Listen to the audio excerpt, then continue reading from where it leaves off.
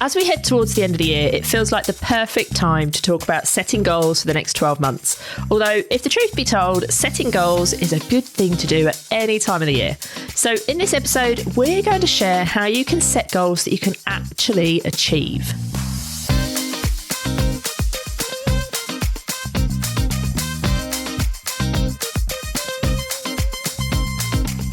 Hello, welcome to the JFDI podcast, and we're the two Lauras. And between us, we've built and sold several businesses and worked as freelance social media marketers for many years. Since we joined forces in 2019, we've helped thousands of freelance social media marketers to grow their businesses too. But getting where we are didn't happen by accident. It's all down to how we work on our business goals. But the thing most people won't tell you is that the goal itself isn't the important part. It doesn't matter what your goal is or how big it might seem. What's really important is the plan you put together to achieve it. In this episode, we're going to share 3 ways to make your goal setting easier and help you to be able to achieve your goals. And we've also got a little bonus to share with you later in the show, so make sure that you stay tuned for that. Now, Laura, don't you think setting goals feels really overwhelming sometimes? Yes. We put off putting a label on this for ages. Anytime someone tried to do this, any kind of goal setting exercise with us, we would push back on them because they made it really, really overwhelming. And they wanted us to think about what we wanted to achieve in the next 5 years or the next 10 years. And neither of us work like that. No, it's impossible. Especially I've got a disabled child. If you're new to the show, you might not know that. But my son, William, is disabled. At some point in the next 12 months, maybe a little bit longer than that, he has got 2 major surgeries coming up. He needs hip surgery and needs spinal surgery.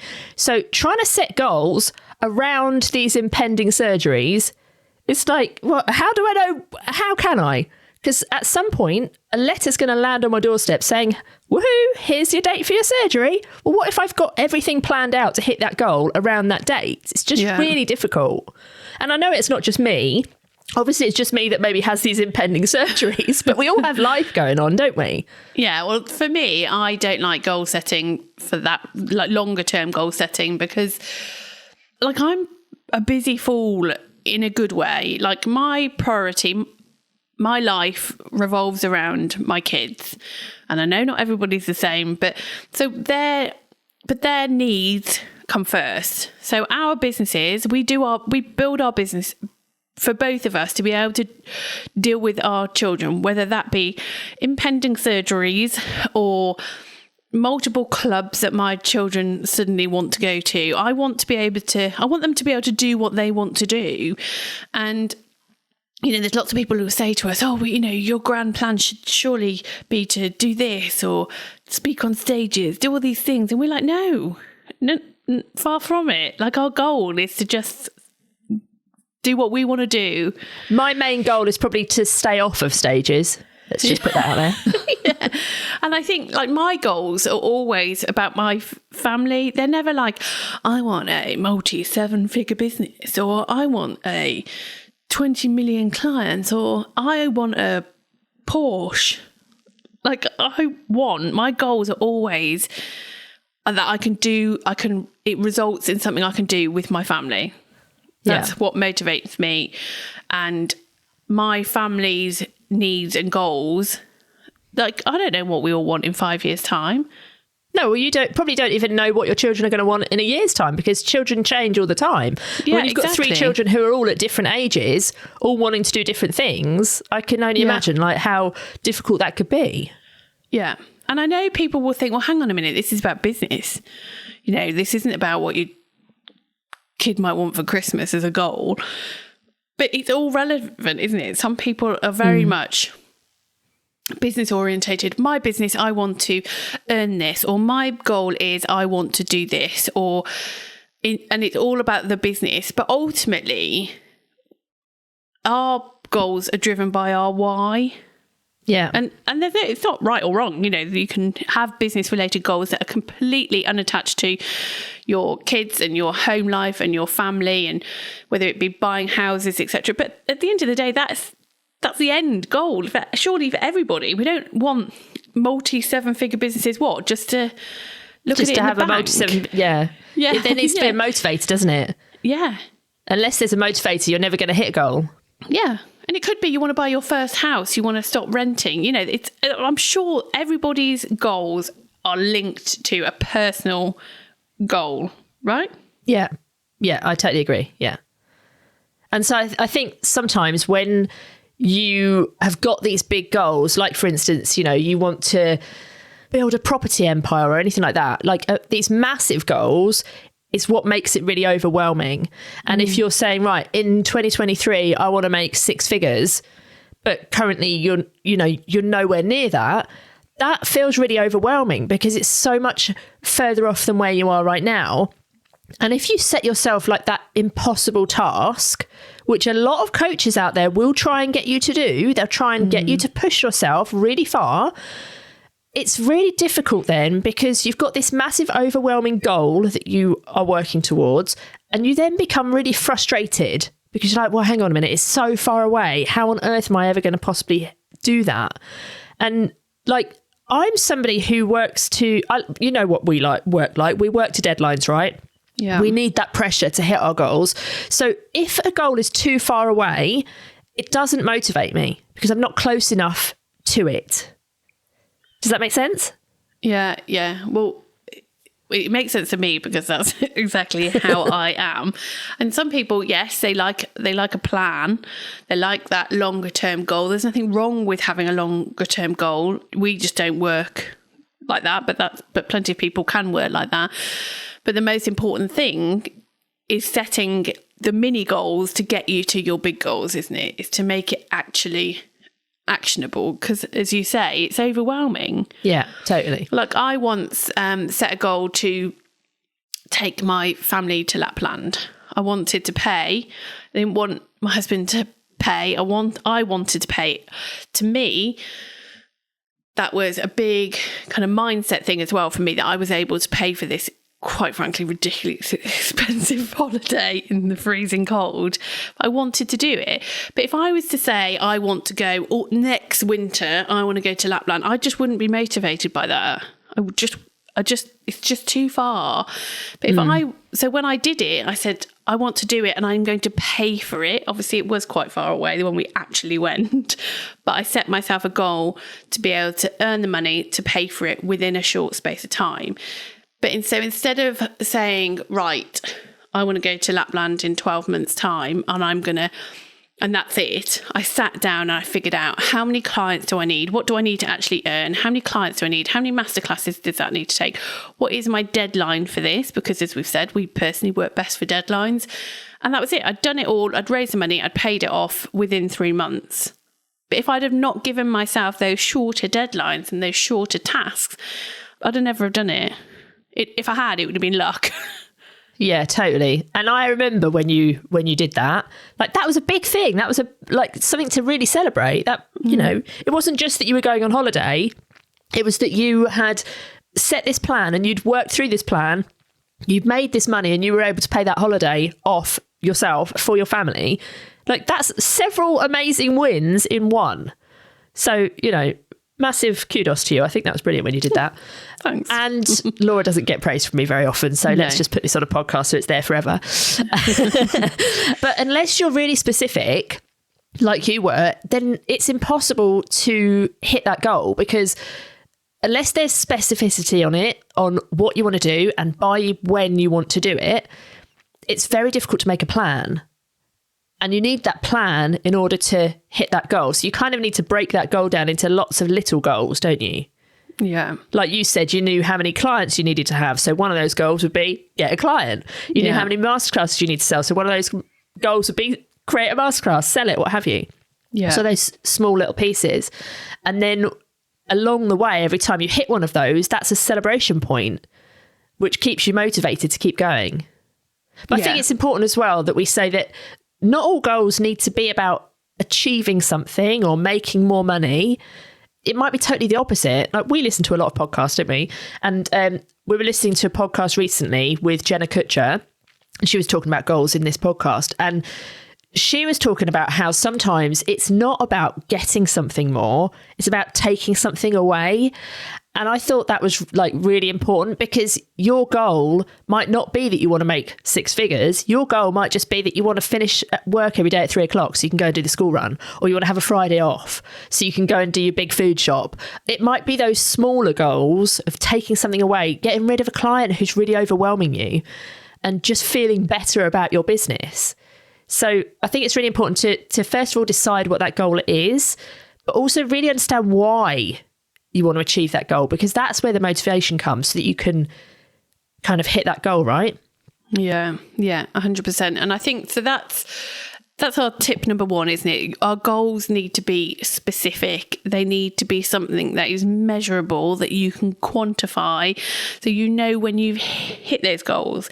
It's all very well being wishy-washy, but then that's not going to motivate you. You're not ever going to achieve that if it's not actually something that's measurable and really specific. So that is your tip number 1.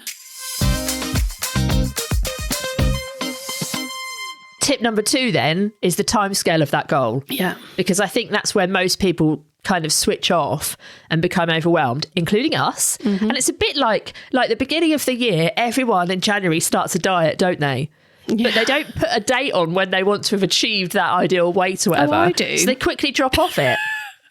Okay, apart from Laura Davis. But that's why you quickly drop off of that goal, isn't it? Because you haven't like set this timescale of when you want to do it by.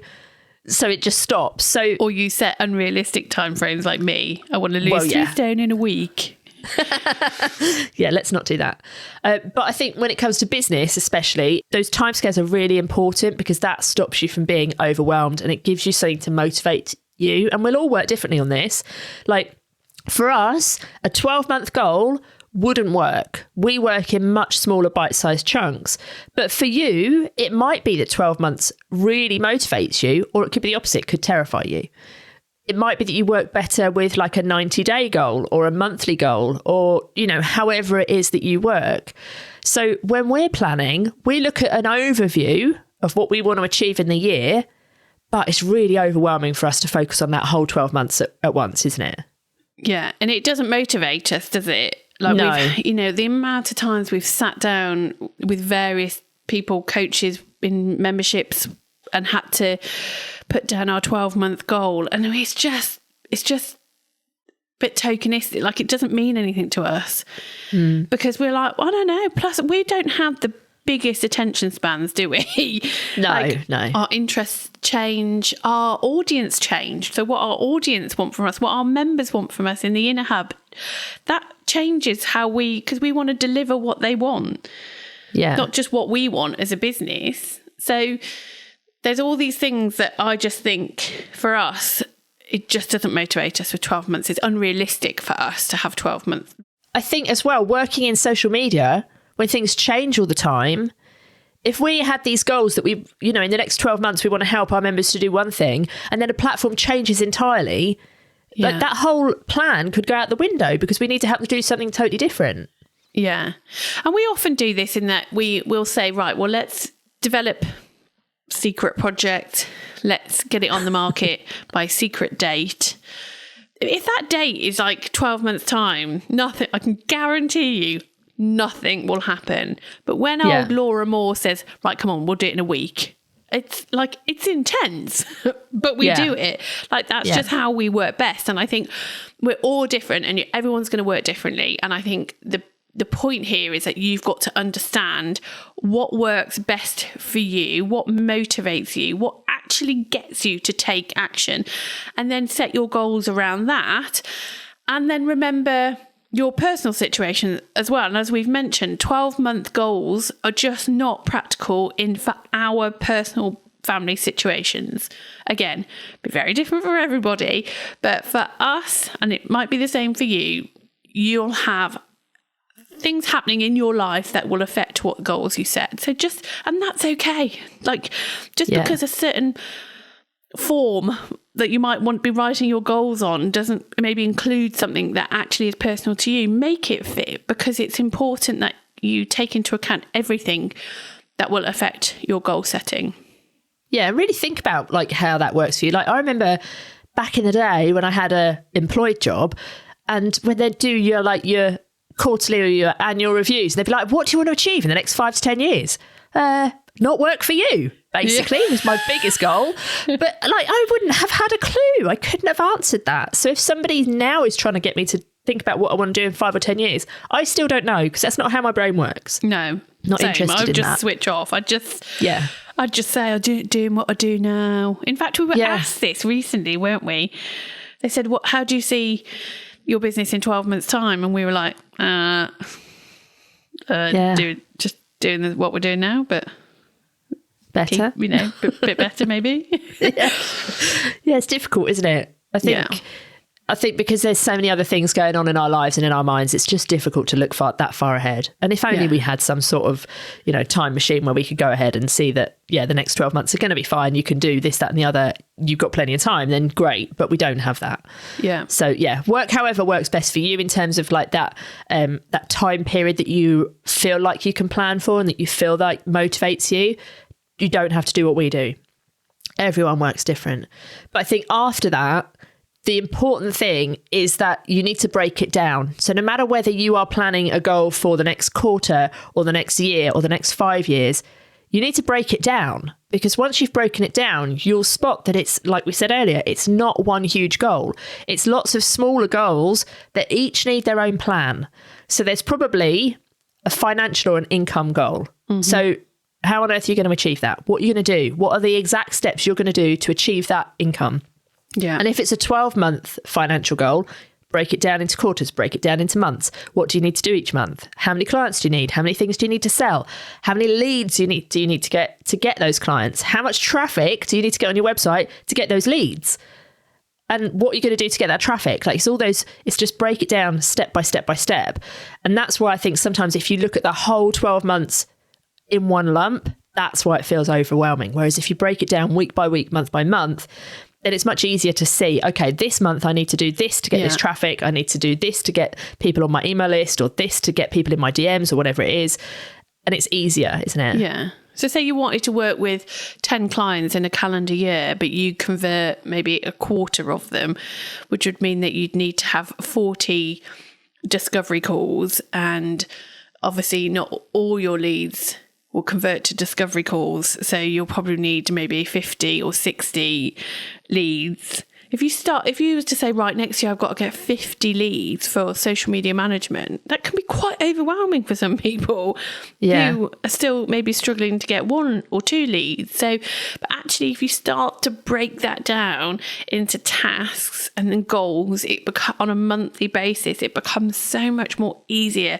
And that can be your focus. You just focus on what is actionable but realistic for you in your business.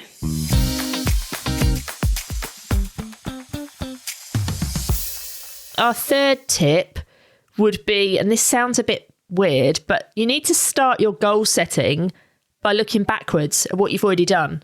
Because you can't really move forwards to achieve any goals unless you start looking backwards at what you've already done and understanding what has worked, what hasn't worked.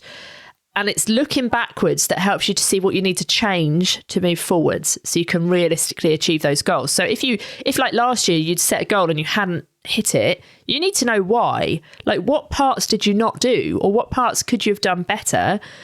Because then in the following year you can change those things. But if you haven't looked back, it's really difficult to know, well, why didn't I hit my goals last year? You just sit there, I didn't hit my goal. That's it. It demotivates you straight away. And so that it's that reflection point, I think, that's really important. And there's a few different things that you need to look back on. The first thing I would say is probably like the statistics. So the sales, the stats on, like Laura said, you might have won 5 clients last year. How many discovery calls did you have? Where did the leads come from? How many of those leads actually booked a discovery call? All of those things are really important, so you know what you need to do next time. Yeah. You need to reflect on your mindset, really, and how you felt about the last 12 months. Like, I never forget that one point in my business life, when I was freelancing, I was earning well. I'd hit 6 figures. I was doing really well. I had loads of clients. And I look back on the year, and so I was ticking all these boxes. I was like, yeah, this is great. I've hit these goals. But actually, I look back and I went, I have not enjoyed this year. I have not enjoyed it one little bit. It was too much, too stressful. And yes, there could have been things I could have done. I could have built a bigger team. I could have done X, Y, that. But then my goal wasn't about that. My goal was about working around the family, being there at 3:00. All these things. I didn't want to build a big team. The following year, all purely based on how I'd felt in my business the 12 months before, I culled loads. I got loads of clients, massively cut my income because I wasn't happy doing what I was doing. So I think taking the time to look at how you actually feel in your business. Are you actually enjoying the jobs that you do, the tasks that you're doing, the work that you're doing, the niche that you're in? Like, do you actually like it? Like, do you actually like your job? Yeah. Yeah, and what parts don't you like? I remember a couple of years ago, we got to the end of the year and we were just like, this year felt so complicated. Yeah. Just everything felt like it took a long time and it was just really complicated. So the following year, we set a word for the year, which was just to simplify everything.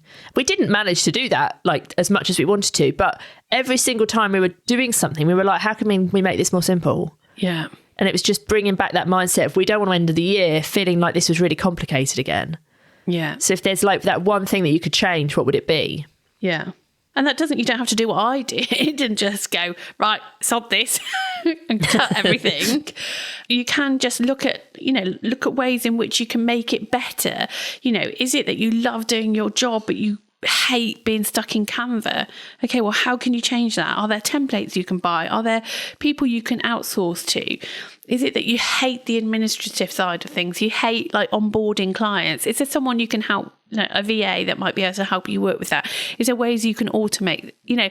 Taking the time to look back on how you felt can help you with your future goals, because you could say, okay, well, I want to kind of carry on with this. I've hit my income goal, for example, but I need to be happier within my business.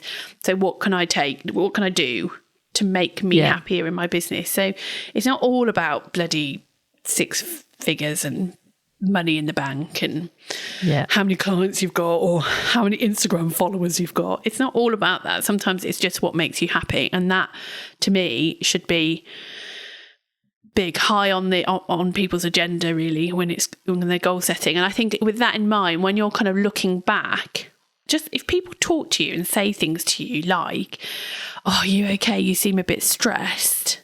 Or, oh, Laura, you seem great. You're at the school every day. Business is going really well. Or I saw you in that magazine article, or I saw you do that on social media. These kind of comments that people make about you, try and like scribble them down, because these are the things that also how we are in our lives and in our business. If other people are recognizing that, then we need to listen to that. If people are telling you that you're really stressed, if your partner or your husband is saying you're really grumpy, yeah, like my mum would always go, oh, you look really tired. Yeah, thanks for that.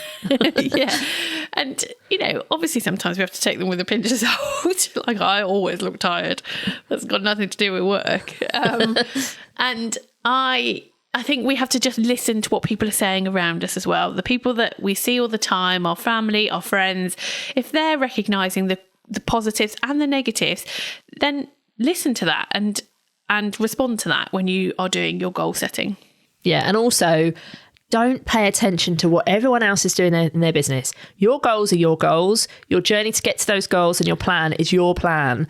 Doesn't matter whether if somebody else is trying to get a Lamborghini and 1 million followers on Instagram, let them do that. That doesn't have any reflection on you or your business. If you don't want a Lamborghini and 1 million followers on Instagram and you just want to be at the school gates at 3:00 every day, that's absolutely fine. And your Fiat 500. Do they still exist? Don't know. I hope so. That's what I want. Is it really? Oh my God, that is on my vision board. A Fiat 500 to 100%. Like, I cannot wait to have a car. It could be a Robin Reliant. No, I can't wait to have a car that, quite frankly, my family can't fit in. That I can just tootle about in on my own. Nice. Yeah. Can't wait. Okay, that's the goal then for the end of the year. Not the end of this year, maybe. So to help you to get started setting your goals for next year, go over to thetwolauras.com/goals. We've put a download there for you, which is a 1-page goal setting sheet. That link again is thetwolauras.com/goals. You'll also find the link in the show notes. Go and grab that and just start working your way through what your goals are and what you need to do to achieve them. We really hope you've enjoyed the show, and we'll start thinking more carefully about how you go about planning your goals for next year. And because we're heading into the new year soon, you're going to love next week's episodes. We are bringing on some of the best marketing experts we know to share one strategy you should be focusing on in 2023. So put it in your diary, and we'll be back again next Tuesday. Ciao. Adios. Ta-da, Rapid. Au revoir.